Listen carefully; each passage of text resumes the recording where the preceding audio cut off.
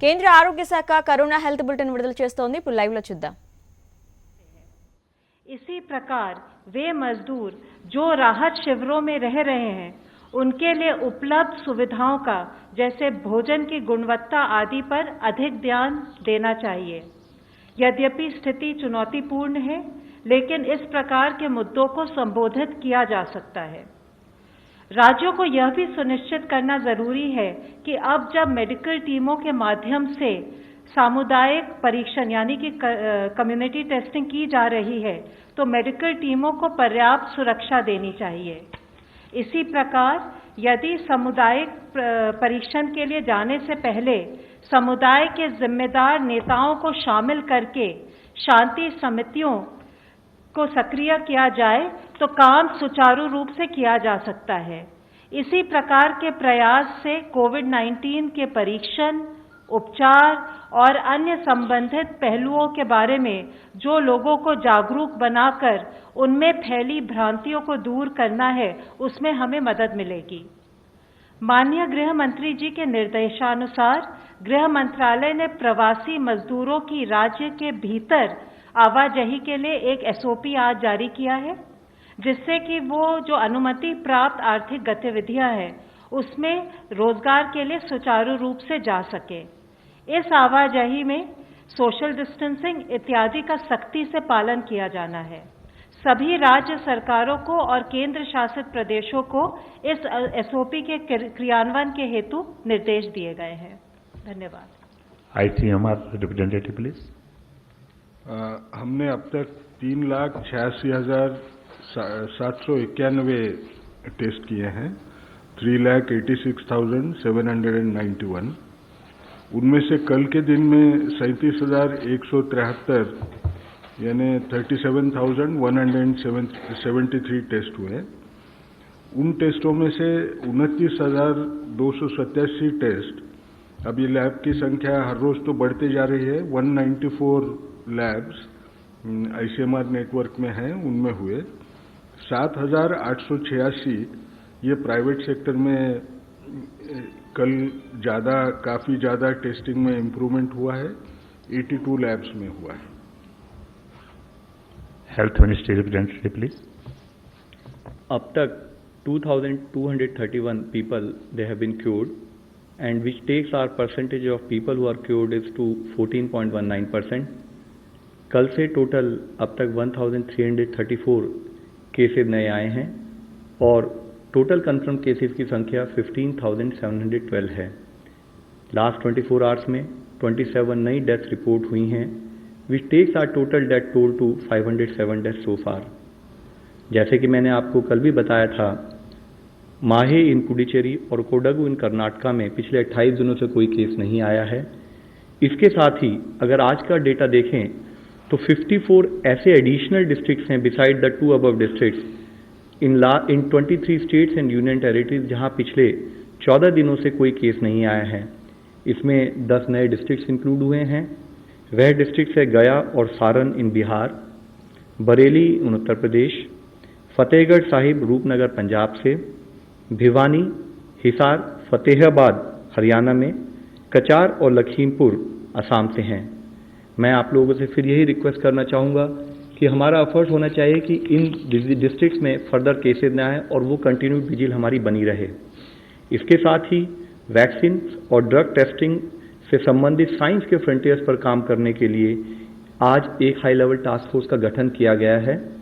इसके को chair member Niti Aayog और principal scientific adviser to government हैं।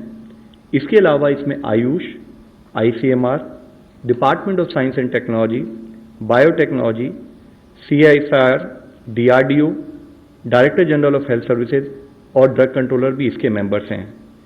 इस टास्क फोर्स का मुख्य उद्देश्य अकेडमिया, इंडस्ट्री और जो इंटरनेशनल एफर्ट्स हो रहे हैं उनको इनेबल करना, उनको फर्दर स्पीड अप करना है। इसके तहत डिपार्टमेंट ऑफ बायोटेक्नोलॉजी को एक सेंट्रल कोऑर्डिनेशन एजेंसी बनाया गया है वैक्सीन डेवलपमेंट के लिए, जिसका मेजर एफर्ट्स होगा to identify pathways for vaccine development, जिसके तहत फर्दर हम एफर्ट्स करेंगे कि एक डायनेमिक लिस्ट बनाई जाए नेशनल और इंटरनेशनल एफर्ट्स के लिए जो वैक्सीन डेवलपमेंट पर काम कर रहे हैं, उनकी प्रोग्रेस को मॉनिटर किया जाए और साथ में गवर्नमेंट लेवल पर रिक्वायर्ड फैसिलिटेशन प्रोवाइड किया जाए। साथ ही इस टास्क फोर्स के तहत clinical cohorts which will be focusing on long-term follow-up of people for having better understanding of disease and its management, उस पर भी काम होगा। इसके तहत फर्दर हम बायोस्पेसिमेंस भी कलेक्ट करेंगे जो कि हमारा एक बेसिस बनेंगे फर्दर ड्रग और वैक्सीन ट्रायल्स के लिए। यह हमारे जो सैंपल टेस्टिंग प्रोटोकॉल है उससे अलग एक कार्य होगा। आज मैं एक मुख्य विषय फिर आप लोगों की दृष्टि में लाना चाहूँगा। माननीय प्रधानमंत्री जी ने 14 अप्रैल को राष्ट्र के अपने संबोधन में कहा था कि 20 अप्रैल के बाद से कुछ जगहों पर सेलेक्टिव रिलैक्सेशन दिया जाएगा और उसके अकॉर्डिंग 20 अप्रैल यानी कि आज रात से नॉन कंटेनमेंट एरियाज में सेलेक्टिव रिलैक्सेशन के तहत हॉटस्पॉट्स जो डिस्ट्रिक्ट है हमारे उसमें कंटेनमेंट एरियाज में ये रिलैक्सेशन लागू नहीं होगा। स्टेट्स, यूटीज लोकल रिक्वायरमेंट्स के अकॉर्डिंग जो गाइडलाइंस गवर्नमेंट ऑफ इंडिया ने दी हैं उससे फर्दर स्ट्रिक्ट मेजर्स भी इम्पोज कर सकती हैं। कंटेनमेंट जोन्स के विषय में मैं बताना चाहूँगा कि जो हमारी हेल्थ मिनिस्ट्री गाइडलाइंस है वह कहती है कि हॉटस्पॉट्स या रेड जोन्स वो एरियाज हैं जहाँ पर या तो लार्ज नंबर में कोविड केसेस पाए गए हैं या जहाँ पर कोविड केसेस का डबलिंग रेट 4 दिन से कम है। इन हॉटस्पॉट्स में लोकल एडमिनिस्ट्रेशन डिजीज स्प्रेड को कंट्रोल करने के लिए कंटेनमेंट जोन्स और बफर जोन्स को डिलिनेट करते हैं। इन कंटेनमेंट जोन्स में कोई भी रिलैक्सेशंस परमिटेड नहीं है। यहाँ पर स्ट्रिक्ट पैरामीटर कंट्रोल होगा और जिसके तहत इसेंशियल सर्विसेज के अलावा कोई और सर्विसेज अलाउ नहीं की जाएंगी। जहाँ पर भी हम साथ में सेलेक्टिव रिलैक्सेशन देंगे यानी कि इन कंटेनमेंट जोन से बाहर का एरिया, वहाँ पर भी स्टेट्स और डिस्ट्रिक्ट्स को इंश्योर करना है कि जो एग्जिस्टिंग लॉकडाउन से संबंधित मेजर्स हैं उनका स्ट्रिक्ट कंप्लायंस हो। ऑफिसेज, वर्क प्लेसेज, फैक्ट्रीज और इस्टेब्लिशमेंट हैं वहाँ पर सोशल डिस्टेंसिंग से रिलेटेड एसओपीज और उससे रिलेटेड प्रिपरेटरी एक्शन लिए जा चुके हों। कुछ एक्टिविटीज़ जो 3 मई तक देश में प्रोहिबिटेड रहेंगी even in these relaxation areas I would like to cite and bring to your notice. They are primarily passenger traffic movement by air, rail, road except जहाँ पर कि वहाँ पर उनको एग्जम्प्ट किया गया हो, एजुकेशनल और उससे related institutions, industrial, commercial activities और hospitality services unless and till they are specifically exempted. साथ ही cinema halls, malls, shopping complexes, entertainment parks etcetera, social, political, cultural, religious, entertainment और एकेडमिक और साथ में स्पोर्ट्स गैदरिंग भी ये उस समय पर प्रोहिबिटेड रहेंगे 3 मई तक। रिलीजियस प्लेसेज और प्लेसेज ऑफ वर्शिप और रिलीजियस कॉन्ग्रीगेशंस भी हमने रिक्वेस्ट की है कि वह जो हैं प्रोहिबिटेड रहें। Taxis including autos and cycle rickshaws और कैब एग्रीगेटर्स भी प्रोहिबिटेड कैटेगरी में आते हैं। हमने कुछ एक्टिविटीज़ को रिलैक्सेशन दी है और जिसका बेसिक पर्पज़ है कि एग्रीकल्चर और रिलेटेड एक्टिविटीज़ फुली फंक्शनल हों, देश की रूरल इकॉनमी फंक्शन कर सके, डेली वेज अर्नर्स और बाकी लोगों के लिए एम्प्लॉयमेंट अपॉर्चुनिटीज़ को मॉनिटर किया जा सके, हेल्थ सर्विसेज फंक्शनल रहें, supply chain of essential goods बनी रहे। हमारा एफर्ट है कि हम धीरे धीरे नॉर्मलसी को रिस्टोर करें ताकि यह इंश्योर किया जा सके कि जान भी है, जहान भी है। लेकिन हमें सतर्क रहना होगा कि हम किसी भी तरीके से इसमें फेल ना हों। कोविड-19 के कंटेनमेंट से रिलेटेड हमारे एफर्ट्स में एक दूसरा चैलेंज है कि जब हम रिस्टोर कर रहे हैं सर्विसेज को तो हमसे कोई गलती ना हो। मैं पुनः दोहराना चाहूँगा कि हम सबको मिलकर लड़ने वाली लड़ाई है, इसमें हम सब एक साथ शामिल हैं। हम सभी को रिक्वायर्ड प्रिकॉशन लेने की ज़रूरत है। इसके लिए सोशल डिस्टेंसिंग का हर तरह से पालन हो। जहाँ रिलैक्सेशन दिया गया है वहाँ 100% ये एफर्ट होना है कि वो सिचुएशन को मेंटेन रखें, केसेस को बढ़ने ना दें। आप सब लोगों की नॉलेज में है कि जो रेड जोन और कंटेनमेंट जोन का जो ये क्राइटेरिया है ये एक रोलिंग क्राइटेरिया है और अगर इन जगह पर भी केसेस आए तो उनको रेड जोन और कंटेनमेंट जोन का पार्ट बनाया जा सकता है।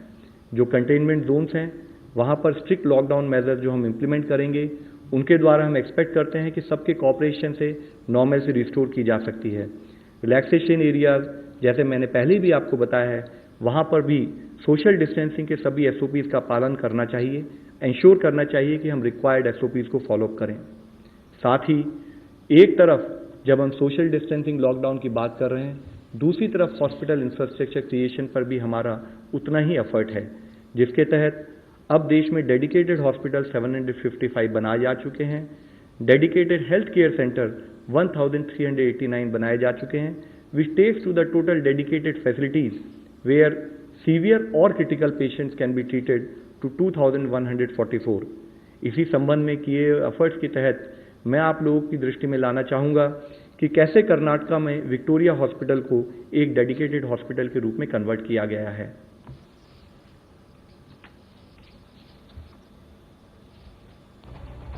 कर्नाटक राज्य सरकार का विक्टोरिया हॉस्पिटल, जो बेंगलोर मेडिकल कॉलेज से एफिलेटेड है, दक्षिण भारत में उत्तम चिकित्सा के लिए जाना जाता है। यह अस्पताल 1901 में शुरू हुआ। यह अस्पताल उस वक्त के शाही घराने वाडियार परिवार की पहल थी, जब बेंगलुरु प्लेग जैसी महामारी से जूझ रहा था। यह अस्पताल उस वक्त लोगों की जान बचाने में कामयाब रहा और अब जैसे इतिहास खुद को दोहरा रहा हो। यह अस्पताल कोविड-19 के इलाज के लिए चिन्हित किया गया है। इस अस्पताल में विशेष इलाज के लिए अलग शाखाएं हैं और यहाँ का इमरजेंसी और ट्रॉमा सेंटर कोविड-19 वार्ड में तब्दील कर दिया गया है। इस वार्ड में 500 से अधिक बेड्स अत्याधुनिक सुविधाओं से लैस हैं। विक्टोरिया अस्पताल के